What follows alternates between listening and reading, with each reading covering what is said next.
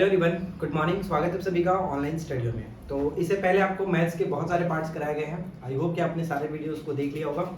नहीं देखें तो आप मैथ्स के प्रीवियस जो भी आपको पार्ट कराए गए हैं उन सभी को देखिए, क्योंकि जो भी मैथ्स के क्वेश्चन है वो काफ़ी एग्जाम्स ओरिएंटेड है। तो आज हमारे पास करीब 12 से 15 क्वेश्चन है। चलिए शुरू करते हैं। सबसे पहला प्रश्न है कि कौन सी संख्या 7 के पावर 81 प्लस 7 के पावर 82 प्लस 7 के पावर 83 को पूरी तरह से विभाजित करेगी। देखिए, नंबर सिस्टम से क्वेश्चन ज्यादा पूछे जाते हैं, तो हम यहाँ पे स्टार्ट करते हैं नंबर सिस्टम से। 7 के पावर 81 है, 7 के पावर 82 प्लस 7 के पावर 83। अब क्वेश्चन ये पूछा है कि ये जो संख्याएं हैं इनको हम सभी को जोड़ते हैं तो ये किस संख्या से डिवाइड होगा। तो सबसे पहले इसको हम सॉल्व करते हैं। एक छोटा सा नंबर लाने की कोशिश करते हैं। सबसे पहले क्या करते हैं, 7 के पावर 81 कॉमन में करता हूँ तो यहाँ पे 1 बचेगा। इसके बाद यहाँ पे सिर्फ और सिर्फ 7 बचेगा। क्यों? क्योंकि अगर मैं 7 के पावर 81 कॉमन करता हूँ, आधार के पावर 1 है, अगर मतलब 7 को एक तरफ आधार माना जाए तो आधार से तो पावर क्या होता है, जुड़ता है। 81 और 1 82 हो जाएगा। तो यहाँ पे क्या होगा, 7 के पावर 2। 7 के पावर 81 छोड़ देते हैं, यहाँ पे 1 प्लस 7 प्लस 49, 49 1 50 1 कितना हो जाएगा, 57। यानी 7 के पावर 81 गुने 57। अब ऐसे तो नहीं देख सकते कि 57 से कौन यहाँ पे मतलब कि कौन तक कट रहा। तो इससे अच्छा है कि हम क्या करते हैं, 7 एक और यहाँ पे देते हैं। 7 के पावर 81 में से 1 कर लेते हैं, 7 एक बाहर और 57 को यहाँ पे कर लेते हैं। यानी 7 के पावर 80 गुने 7 7 49। अब ऑप्शन देखिए, लास्ट में 9 2 दिख रहा है, तो 7 7 49 हो गया, 4 7 बचे 35 और 4 39। यानी कहने का मतलब ये हुआ कि 399 से ये पूरी तरह से कट जाएगा जो भी आपकी संख्या दी गई थी। तो यहाँ पे सही आंसर आपका हो जाता है ऑप्शन ए। ठीक है, ऑप्शन ए बिल्कुल सही है। इसके बाद अगला प्रश्न है कि जब एक संख्या m को 7 से विभाजित किया जाता है तो शेषफल 6 आता है। तो मान लीजिए कि किसी संख्या को मैं 7 से विभाजित करता हूँ, 6 शेषफल आता है। तो कहने का मतलब कि वो संख्या, आप सिंपल सी भाषा में कह सकते हैं कि 7 6 13, वो संख्या m आपका 13 होगा। m क्या है, वो 13 है। 13 को मैं 7 से डिवाइड करूंगा तो शेषफल में क्या बचेगा, 6 बचेगा। अब आगे प्रश्न में कह रहा है कि तो बताइए कि यदि m के वर्ग को 7 से विभाजित किया जाए, यानी m के वर्ग, m का वर्ग मतलब 13 का स्क्वायर करेंगे तो 169, और इसे अब हम 7 से डिवाइड कर लेते हैं। तो 7 दूनी की 14, 2 हो गया 9, 7 चौका 28, यानी कितना शेषफल बचा, 1 शेषफल बचा। तो यहाँ पे सही आंसर हो जाएगा ऑप्शन बी 1। इसके बाद अगला प्रश्न ध्यान से समझिएगा क्या क्या। अब देखिए, अगला जो प्रश्न कह रहा है कि किसी वस्तु को 500 में बेचने पर 25% का लाभ होता है, उसे कितने में बेचा जाए ताकि 10% की हानि हो। देखिए, इसी तरह के एकदम छोटे छोटे क्वेश्चन भी पूछे गए थे। तो बस आपको उसी पैटर्न पे क्वेश्चन दिया जा रहा है, तो रेगुलर प्रैक्टिस करते रहिए। इस क्वेश्चन को बनाने का 2 मेथड लगा सकते हैं। एक तो आपका कॉन्सेप्ट मेथड, जो कि आप थोड़ा सा टाइम लगाएंगे, 1 से 2 मिनट लगेगा। लेकिन अगर आप एक ट्रिकी मेथड लगाएंगे तो बहुत ही सिंपल तरीके से और शॉर्ट में बन जाएगा। तो करना कुछ नहीं होता, जब भी इस तरह के प्रश्न आपको दिखे कि इतना में बेचने पर इतना % का प्रॉफिट होता है, तो बताइए कितना में बेचा जाए, कितना % का हानि हो। तो कुछ नहीं करना, जो भी लास्ट वाला बात कहा जाए उसको ऊपर में रख दीजिए। कितना, 10% की हानि, यानी लास्ट में कह रहा है 10% हानि, तो मैं ऊपर में 10 रखता हूँ, 10% की हानि 90। और आगे स्टार्टिंग में कह रहा था कि 25% का लाभ, यानी हम यहाँ पे बढ़ा देते हैं 125। बस ये हमारा करेक्ट आंसर निकल जाएगा। देखिए कितना, ये 4 बार में आपका कट जाएगा और 9 चौका 36, यानी इस प्रश्न का सही आंसर 360 हो जाएगा। अगर इसी को हमें कॉन्सेप्ट से करना होता तो कैसे करते हैं वो भी देख लीजिए। अगर प्रश्न में कह रहा है कि 500 में बेचने पर क्या हो रहा है, 25% का प्रॉफिट हो रहा है, तो मान लेते हैं कि कुछ इस तरह से निकलेगा। ये आपका हो गया 4 बार में, यानी x का जो मान यहाँ पे आप निकालेंगे 400। x बराबर 400 क्या है, क्रैमुल। अब प्रश्न में कह रहा है कि इस क्रैमुल को कितने %, यानी कितने में बेचा जाए कि हमें 10% का हानि हो। तो मान लेते हैं कि 10% का जब हानि हो रहा है तो 10 कम करेंगे, तो 00 से 00 ये खत्म, 9 चौका 36, यानी 360 रुपए में बेचना पड़ेगा। यही चीज तो हमने यहाँ पे निकाला, बस एक लाइन में। ठीक है ना, चलिए आगे बढ़ते हैं। अगला है कि 10 सेंटीमीटर भुजा वाले समषष्टभुज का क्षेत्रफल क्या होगा। समषष्टभुज का क्षेत्रफल क्या होगा, तो षष्टभुज यानी कि 6 भुजा की बात की जा रही है। और जब भी षष्टभुज की बात करते हैं तो हम क्या करते हैं, 3/4 होता है ना, क्या होता है हमारा समचतुर्भुज का क्षेत्रफल, 3/4 इंटू भुजा स्क्वायर। 3/4 इंटू भुजा कितना है, 10 गुने 10। तो यहाँ पे देखिए, ये 2 हो गया, ये 3 हो गया, ये आपका 5, 5 3 15, यानी 150√3 बिल्कुल सही आंसर होगा। 150√3 बिल्कुल करेक्ट आंसर। चलिए इसके बाद अगला प्रश्न देखिए कि 5 सेंटीमीटर अर्ध व्यास वाले वृत्त का क्षेत्रफल उसकी परिधि का कितना % होगा। देखिए, ये काफी अच्छा प्रश्न है, ध्यान से क्वेश्चन को पढ़िए और उसके बाद करिए। क्वेश्चन हमसे ये कह रहा है कि 5 सेंटीमीटर अर्ध व्यास। अर्ध व्यास का मतलब क्या होता है, अर्ध व्यास का मतलब सिंपल सी अगर भाषा में देखें तो अर्ध व्यास मतलब कि आधा कहने का मतलब त्रिज्या। ठीक है, व्यास का आधा कह रहा है अर्ध व्यास, तो अर्ध व्यास मतलब क्या होता है, त्रिज्या। तो यहाँ पे हमारे पास रेडियस जो है वो 5 सेंटीमीटर दिया है। अब प्रश्न यही कह रहा है कि 5 सेंटीमीटर त्रिज्या वाले वृत्त का क्षेत्रफल, तो वृत्त का क्षेत्रफल पाई आर स्क्वायर, तो पाई आर स्क्वायर, पाई की वैल्यू हम यहाँ पे नहीं रखते क्योंकि अगर पाई की वैल्यू रखेंगे तो थोड़ा सा ये लेंथी हो जाएगा और उससे कोई मतलब नहीं बनता है, बस हम ऐसे ही निकाल सकते हैं। तो पाई को छोड़ देता हूँ और आर का जो है 5, तो 5 × 5 = 25, यानी कहने का मतलब जो क्षेत्रफल हुआ 25 पाई हो जाता है, 25 पाई। अब प्रश्न आगे कह रहा है कि उसकी परिधि का कितना प्रतिशत है, परिधि निकाल लेते हैं। तो परिधि क्या होता है 2 पाई आर, तो 2 गुने पाई को छोड़ देते हैं, आर यहाँ पे 5 था यानी 5 दूनी 10 पाई। अब प्रश्न ये कह रहा था कि जो क्षेत्रफल है, ध्यान दीजिएगा, जो क्षेत्रफल है वो परिधि का कितना प्रतिशत है, मान लेते हैं x प्रतिशत है, x प्रतिशत है, पाई से पाई खत्म और ये 1 0 से 1 0 खत्म, यानी कि यहाँ पे क्रॉस मल्टीप्लिकेशन करेंगे तो कितना 250 प्रतिशत, बिल्कुल सही आंसर है, 250 प्रतिशत बिल्कुल करेक्ट आंसर बन जाएगा, जो कि ऑप्शन हम डी पे जाएंगे। इसके बाद अगला प्रश्न देखिए कि 40 किलोमीटर प्रति घंटे की चाल से चलती रेलगाड़ी अपने समानांतर, ये ध्यान से समझिएगा, यहाँ पे ये समझना होता है कि जो रेलगाड़ी है वो किस दिशा में जा रही है और उसके सामने जो आ रहा है उसको किस दिशा में क्रॉस कर रहा है। अगर आमने सामने जाता है तो यहाँ पे चालों को जोड़ा जाता है, अगर विपरीत यानी दोनों एक दूसरे की दिशा में जाते हैं तो वहां पे घटाया जाता है, ये ध्यान रखना है। तो प्रश्न देखते हैं, 40 किलोमीटर प्रति घंटे की चाल से चलती रेलगाड़ी अपने समानांतर 25 किलोमीटर प्रति घंटे की चाल से चलते हुए एक व्यक्ति को 48 सेकंड, यानी दोनों एक ही दिशा में जा रहे हैं, समानांतर चल रहे हैं, तो उसको पार करती है। तो बताना है कि रेलगाड़ी की चाल क्या होगी, सॉरी रेलगाड़ी की लंबाई क्या होगी। तो यहाँ पे ध्यान दीजिएगा कितने सेकंड में, 48 सेकंड में पार करती है। ट्रेन की लंबाई हमें बात करना है, तो ट्रेन की लंबाई यहाँ पे किसी पुल को नहीं पार कर रहा है, सिंपल सी सिर्फ और सिर्फ अपने खुद की लंबाई को ही पार करेंगे। जब किसी व्यक्ति को पार करता है तो क्या करते हैं, व्यक्ति पुल किसी खंभे को पार करता है, तो ट्रेन सिर्फ और सिर्फ आपकी खुद की लंबाई को पार करता है। तो यहाँ पे ये हो गया। अब दोनों एक ही दिशा में जा रहे हैं समानांतर, तो क्या होगा, उनकी चालों को हम लोग सापेक्ष चाल घटा लेंगे। तो 40 में से अगर 25 जाता है तो कितना 15। अब यहाँ पे क्या होगा 15 किलोमीटर प्रति घंटा है, लेकिन हम इसको क्या करेंगे मीटर प्रति सेकंड में चेंज करेंगे। तो मीटर प्रति सेकंड में चेंज करने के लिए क्या करते हैं 5/18 से गुना करते हैं। तो मैं 18 को क्या करता हूँ ऊपर भेज देता हूँ। ये चीज तो सिंपल सा समझ में आ रहा होगा। 6 से गुना करें मतलब 6 से घटाएंगे तो 6 × 18 और 6 8 48। तो यहाँ पे ये देखिए 3 × 5 = 15, 5 × 5 = 25, 25 × 8 कितना होता है 25 × 8 = 200। तो यहाँ पे ट्रेन की जो लंबाई है वो कितना है 200 मीटर, बिल्कुल सही होगा, ऑप्शन सी देख सकते हैं। चलिए इसके बाद अगला प्रश्न है कि 3 नल टैंक को क्रमशः 10, 15 और 18 मिनट में भर सकते हैं। खुद से करिए क्वेश्चंस, काफी अच्छा है। क्वेश्चंस ये कह रहा है कि मान लीजिए कोई 3 टैंक है, ए है, बी हो गया 15 और सी जो है वो 18। तीनों कैंसिल कितना हो जाएगा 10, 15, 18, आप कहेंगे 90।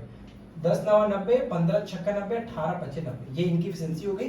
अब कह रहा है कि खाली टैंक को भरने के लिए तीनों नल खोल दिया जाता है, मतलब एक साथ खोल दिया जाता है। 3 मिनट के पश्चात तीसरा नल बंद होता है। 3 मिनट के पश्चात, यानी 3 मिनट तक तो सब लोग साथ में काम किए होंगे। तो चलिए देखते हैं 3 मिनट तक उन्होंने कितना काम किया। 9 6 15, 15 और 5 20, 20 यूनिट अगर एक साथ काम करते हैं, लेकिन 3 मिनट किए तो 30 20 60, यानी 60 यूनिट इन्होंने काम खत्म कर दिया। शेष इनके पास काम जो बचा है वो 30 यूनिट का बचा हुआ है। अब उसके बाद कह रहा है कि तीसरा नल बंद हो जाता है। 3 मिनट के बाद तीसरा नल बंद हो गया, तो अब काम करेंगे कौन, अब काम करेंगे सिर्फ और सिर्फ ए और बी। तो इनकी एफिशिएंसी कितनी है 9 और 6 15, यानी कि 15 एफिशिएंसी के साथ ये काम खत्म करेंगे।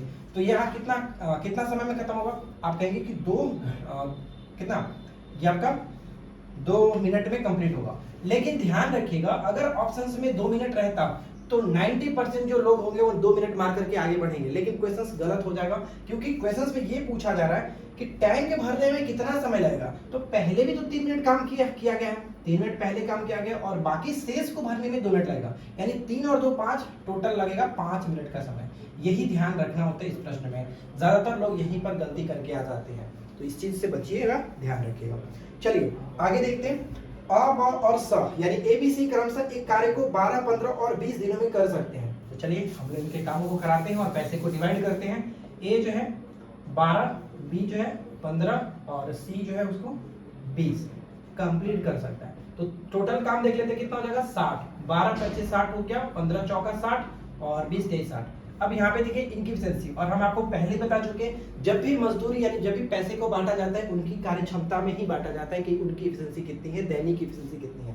तो यहाँ पे 360 रुपए, तीनों एक साथ मिलकर के वह कार्य करके 360 रुपए कमाते हैं। तो 360 रुपए में पूछा जा रहा है आपसे कि बताइए कि यदि प्रत्येक को उनके द्वारा किए गए कार्य के अनुपात में भुगतान होता है तो स को, यानी कि लास्ट वाला जो है स ABC स को कितना मिलेगा, तो 3 बटे टोटल कितना, 5 और 9 3 12, तो 12 तिहाई 36 यानी 30 तिहाई 90। सी को कितना रुपए मिलेगा, 90 रुपए मिलेगा। ऑप्शन डी पे जा सकते हो, ऑप्शन डी करेक्ट है। चलिए इसके बाद अगला प्रश्न देखिए क्या है। अगला सवाल कह रहा है कि एक कंपनी की आय में प्रति वर्ष 20% की वृद्धि होती है। यदि इसकी आय वर्ष 1999 में, तो बताइए कि वर्ष 1997 में उसकी आय क्या थी। यानी वर्तमान में जो ये इतनी है, वर्तमान में कितना है, कुछ इस तरह से 26643 और 000 है, ये वर्तमान में है। तो प्रश्न में ये कह रहा है कि उसका जो आय है, कंपनी की आय हर वर्ष 20% बढ़ रहा है। तो हम यहाँ पे क्या करेंगे, 2 वर्ष की बात है, 97 से 99, तो हम 2 वर्ष बढ़ा लेते हैं, 120 बटे 100, 20% की वृद्धि, यानी 120 बटे 120, ठीक है ना। 1 0 से 1 0 यहाँ पे खत्म हो गया, 0 0 खत्म। अब यहाँ पे आप कटाने की इसको कोशिश करेंगे। देखिए अगर हम 12 से इसको कटाते हैं तो क्या कट जाएगा, बिल्कुल 12 दूनी की 24, फिर 12 दूनी की 24, 12 दूनी की 24, 222। और फिर से अगर इसको हम कटाते हैं तो ये आपका कुछ पॉइंट्स में जाएगा, जो कि देखिए 12 एकम 12 हो गया, 10 और 2 12 8 96 समथिंग, ये आपका कुछ इस तरह से, ठीक है, 18.5। और क्रॉस यहाँ पे देखिए, ध्यान दीजिएगा कि 18.5 गुने 1000 तो पहले से था, गुने में 100 आपका और हो गया। तो कुल मिलाकर यहाँ पे हम देखें तो 185 से रिलेटेड आपका ऑप्शन डी दिख रहा है, तो ऑप्शन डी पे जा सकते हैं, डी बिल्कुल करेक्ट है। चलिए इसके बाद अगला प्रश्न क्या कह रहा है कि यदि ब्याज प्रति वर्ष संयोजित होता तो 800 रुपए का 5% वार्षिक ब्याज की दर से 2.5 वर्ष का चक्रवृद्धि ब्याज क्या होगा। अब यहाँ पे देखिए, हम इससे पहले जो भी कर रहे थे 2 वर्ष पे कर रहे थे, लेकिन यहाँ पे आपको 2.5 वर्ष दिख रहा है, तो 2.5 वर्ष वाला थोड़ा सा आपको लगता है कि दिक्कत होता है, लेकिन कैसे करते हो आप समझ लीजिए। सिंपल सा हमारा जो यहाँ पे फॉर्मूला रहेगा, अमाउंट बराबर P इंटू 1 प्लस R/100 का जितना भी आपका रहता है उसको रखिए 2, और उसके बाद 1 प्लस जितना भी R है उसका 1/2 कर लीजिए, बटे में 100। बस इसी को हमें तोड़ना होता है, मतलब कि जितना आपका एक्स्ट्रा, जैसा 2.5 दिखा था, 2 यहाँ पे हो गया, आधा यहाँ पे हो जाता है, इसी तरह से आप आधा को करेंगे। तो यहाँ पे P कितना दिया गया, 800 रुपये, 800 में रखा, 1 प्लस R का मान कितना है, R का मान 5%, तो 5/100 यहाँ पे कर लेते हैं, उसके बाद स्क्वायर हो गया, 1 प्लस यहाँ पे देखिए कितना है, तो 5/2 गुने 100 हो जाएगा, कुछ इस तरह से, क्लियर। अब इसको करते हैं तो ये आपका कट जाएगा 20, यानी कि 800 गुने कितना हो जाएगा, 20 और 21 गुने 21 बटे 400 गुने में ये आपका कट जाएगा 20 दूनी की 40 और 41 बटे 40। अब ये आपका 2 बार में खत्म, ये आपका 2 बार में यानी 20 हो जाएगा। ऊपर में कितना हो जाएगा, 441 गुने 41 बटे 20, नीचे 5 कर लेते हैं, ऊपर में 5 कर लेते हैं, ये थोड़ा सा हमें आसान हो जाएगा करना। तो 441 गुने 5 बटे में 100, ऊपर में गुना करके नीचे हमें डबल पॉइंट बैठा देना होगा। तो यहाँ पे देखिए, इसको अगर हम करते हैं तो गुना कर लेते हैं, चलो गुना कर लेते हैं। तो 441 में अगर 41 गुने 5, तो 5 एकम 5 हो गया, 5 चौका 20, ये हमें गुना करना पड़ेगा। तो अगर इसको आप गुना करोगे तो कुछ कितना जाएगा मैं आपको बताता हूँ। देखिए समथिंग 904 मतलब टोटल आपका होगा, कैलकुलेट करने के बाद पॉइंट हटाने के पश्चात 904.05, ये हमारा अमाउंट निकलेगा। लेकिन हमें क्या निकालना है, हमें चक्रवृद्धि ब्याज निकालना है। तो आपको पता है कि चक्रवृद्धि ब्याज कैसे निकलेगा, अमाउंट में से हमें प्रिंसिपल को घटाना पड़ेगा। तो हम यहाँ पे क्या करेंगे, जो कंपाउंड इंटरेस्ट होगा वो अमाउंट माइनस प्रिंसिपल करेंगे। तो अमाउंट हमारा निकल गया है 904.05 और हमारा मूलधन था 800 रुपये, यानी घटने के बाद 104.05 बिल्कुल सही आंसर निकलेगा, जो कि ऑप्शन हम सी में देख सकते हैं। तो यहाँ पे बस समझना आपको ये था, ये जो पॉइंट्स आप देख रहे हैं कैसे किया गया, इसी को समझिए। तब तक हम बढ़ते हैं अगले क्वेश्चन की तरफ। अगला प्रश्न जो कि मोस्ट इंपॉर्टेंट क्वेश्चन है, हर एग्जाम में रिपीट होता रहता है। किसी धनराशि पर 4% वार्षिक की दर से 2 वर्ष के साधारण ब्याज तथा चक्रवृद्धि ब्याज का अंतर 8 रुपये है, तो बताइए कि धनराशि क्या है। यानी यहाँ पे 2 वर्ष का अंतर आपसे पूछा जा रहा है। तो 2 वर्ष का अंतर वाला फॉर्मूला हम बहुत पहले से करते हुए आ रहे हैं। देखिए कैसे करते हैं।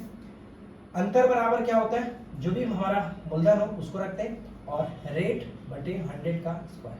ये 2 वर्ष की बात की जाती है। 2 वर्ष का जब भी आपका जिक्र है, अंतर वाला इस तरह से निकाल लीजिए। तो अंतर निकालना है, मूलधन तो हमें पता ही है कि अंतर हमें दिया गया, सॉरी अंतर दिया गया, मूलधन हमें निकालना है। रेट कितना है 4%, तो 4/100 करेंगे, इसका स्क्वायर है तो 25 चौका 100, ये खत्म, यानी 8 बराबर P इंटू 1 बाई ये आपका 625। तो 625 को अगर गुना करते हैं तो कितना हो जाएगा, 25 8 200 00 और 8 6 के 48 2 50, यानी कि 5000 बिल्कुल सही आंसर निकल जाता है। ऑप्शन हम बी पे जा सकते हैं 5000। तो 5000 यहाँ पे करेक्ट हो गया। अब देख लेते हैं कोई और क्वेश्चन तो नहीं छूट रहा ना।